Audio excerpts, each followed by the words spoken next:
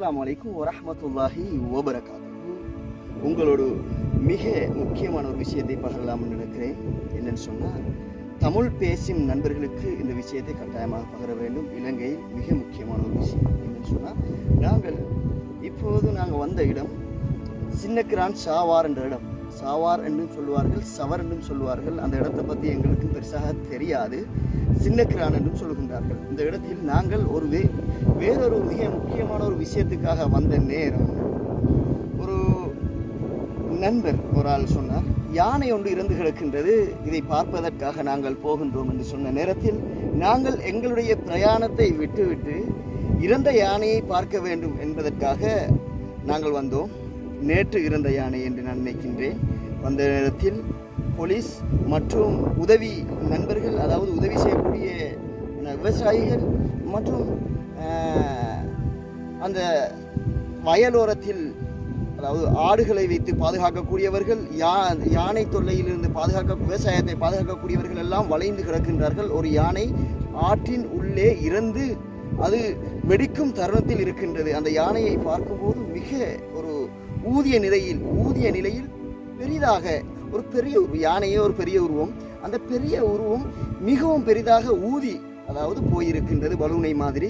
இன்னும் ஓரிரு நாள் அந்த ஆற்றில் இருந்தால் வெடித்துவிடும். அதாவது பாருங்கள், மனிதரை விட மிக முக்கியத்துவம், அதாவது மனிதர்களை விட மிக முக்கியத்துவமாக அந்த இறந்த இடத்தில் உடனடியாக போலீஸ் மற்றும் போஸ்ட்மார்ட்டம், அதாவது நீங்கள் எல்லாரும் தெரிந்த விஷயம்தான், ஒரு ஆக்சிடென்ட், ஒரு மனிதன் மரணித்து விட்டால் அந்த மனிதனை போஸ்ட்மார்ட்டம் பண்ணுவார்கள், தெரிந்த விஷயம்தான். அதுபோன்று யானை எவ்வாறு இறந்தது என்பதை போஸ்ட்மார்ட்டம் செய்வதற்காக வைத்தியர் மற்றும் போலீஸ் இன்னும் பல உதவிக்கரன்கள், அதாவது உதவி செய்யக்கூடியவர்கள் யானையை வெளியே, அதாவது ஆற்றில் இருந்து வெளியே எடுப்பதற்காக ஜேசிபியை வைத்துக்கொண்டு அந்த யானையை வெளியேற்றுவதற்காக முயற்சிக்கின்றார்கள். அந்த வீடியோ உங்கள் முன்னால் நான் காட்டுவேன்.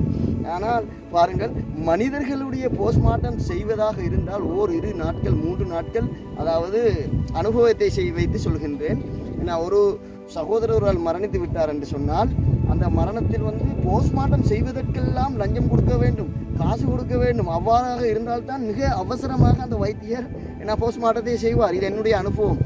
இந்த ஆதாரத்தை நீங்கள் கேட்டால் கூட நான் சமர்ப்பிப்பேன். ஆனால் யானை இறந்தவுடன் உடனடியாக அந்த இடத்துக்கு அந்த போஸ்ட்மார்ட்டம் செய்ய வேண்டும், யானை எவ்வாறு இருந்தது என்பதை கண்டறிய வேண்டும் என்பதற்காக கடும் தீவிரமாக போலீஸ் வைத்தியர்கள் எல்லாம் முன் வந்திருக்கின்றார்கள். அதை நாங்கள் யானையை பார்க்க வேண்டும் என்ற இடத்துக்கு வந்த நேரம்தான் அது விளங்குகின்றது. அது மாத்திரமல்ல, அந்த யானை காவலை, அதாவது ஆடுகளை வைத்து யானையை பாதுகாப்பதற்காக அந்த விவசாயிகள் செய்கின்ற பாடு மிக முக்கியமாக, அதாவது அந்த ஆடை பாதுகாப்பதற்காக, வேளாண்மையை பாதுகாப்பதற்காக குடிலெல்லாம் நாங்கள் பார்த்திருப்போம், குடிலெல்லாம் கீழாக அமைத்திருக்கும். ஆனால் அவர்கள் குடிலை புளிய மரம், அதாவது மிக பெரிய ஒரு புளிய மரத்துக்கு மேலால் ஏணியை வைத்து குடில் அடித்திருக்கின்றார்கள். அது பார்க்கும்போது மிகவும் சுவாரஸ்யமாக அழகாக இருக்கின்றது.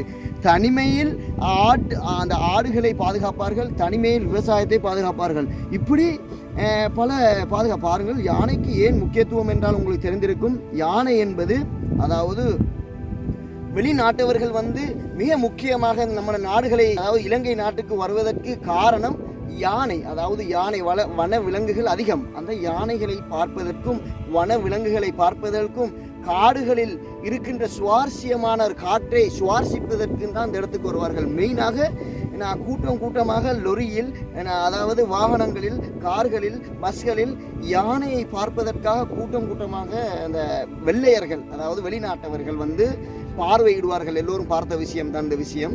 அதாவது கபர்னை காட்டை எடுத்துக்கொண்டால் அவ்வாறான இடங்களில் இப்படி யானை அதற்காக வேண்டி, அதாவது வருமானங்கள், இலங்கையில் மிக முக்கியமான ஒரு வருமானம் தான் வெளிநாட்டவர்கள் இலங்கைக்கு வருகை தந்து, அதாவது சுற்றுலா பிரயாணிகள் சொல்வார்கள். அந்த சுற்றுலாவில் அவர்கள் யானைகள் அப்படியான பிராணிகளை பார்ப்பதற்காக இந்த இலங்கை நாட்டை அதிகமாக விரும்புவார்கள். இந்த வருமானம் கூடிய ஒரு நாடாக இது ஒரு கருப்பொருள் காணுவதற்காக ஒரு காரணமாக இருக்கிறது என்றால், அந்த யானையும் ஒரு காரணம். அந்த வருமானங்கள் ஈட்டுக் கொடுப்பதற்கு, அது அந்த வெளிநாட்டவர்கள் சுற்றுலா பயணிகள் சுற்றி பார்ப்பதற்கு யானையை பார்க்க வேண்டும் என்று ஏம் பண்ணி வருகின்றார்கள். மாஷா அல்லான்னு சொல்லி இப்போ அந்த தருணத்தில் அந்த இடத்தில் தான் நாங்கள் இருக்கின்றோம். அதாவது சொல்லியிருக்கேன் சவர் சாவார். சவர் சாவார் என்பதற்கு என்ன காரணம் என்று சொன்னால், அவர் வயதான ஒரு வயோதிகரை நம்ம கேட்டோம். அவர் சொன்ன விஷயம் என்னன்னு சொன்னால், சவர் என்று சொன்னால் தம்பி நல்ல தண்ணியும் உப்பு தண்ணீரும் சேர்ந்து கலக்கும்போது அது சாவார், அதாவது சவர் தண்ணியை சாவார் என்று முன்னோர்கள் சொல்வார்கள். அது மாத்திரமல்ல, அந்த சவர் தண்ணியை சில நேரம் கோடை காலங்களில் உப்பு நீராக மாத்திரம் மாறிவிடும். இரண்டு நீரும் இணைவதால் சாவார் என்ற பேர் வந்தது. அதாவது சின்ன கிரானிலிருந்து இந்த உள்ளுக்குள் வர வேண்டும். அந்த இடம் மிக கடினம் வருவதற்கு, அந்த இடத்துக்கு தான் சாவார் என்று சொல்லப்படும். இதை உங்களிடமும் பகிரலாம் என்பதற்காகத்தான் இந்த சிறிய வீடியோ. அஸ்ஸலாமு அலைக்கும் வரஹ்மத்துல்லாஹி வபரகாத்துஹு.